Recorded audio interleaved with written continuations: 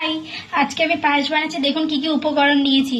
প্রথমে 1 লিটার দুধ নিয়েছি, এখানে 100 গোবিন্দভোগ চাল নিয়েছি, এখানে কাজু কিশমিশ রয়েছে, আর রয়েছে বাতাসা। চিনিটা আমি ঠিক ব্যবহার করি না, চিনিটা অতটা ভালো লাগে না। তো দেখতে থাকুন কিভাবে বানাচ্ছি। চালের মধ্যে দুধ দিয়ে দিচ্ছি, আরো 1 প্যাকেট দুধ দিয়ে দিচ্ছি। এবার একটু পরে পরে দুধটাকে নেড়ে দিতে হবে যাতে লেগে না যায় নিচে। চালটা প্রায় সিদ্ধ হয়ে এসছে, এবার বাতাসাটা দিয়ে দেবো। বাতাসাটা দিয়ে দিচ্ছি, আপনারা মিষ্টি বুঝে দেবেন আপনাদের পছন্দ মতো।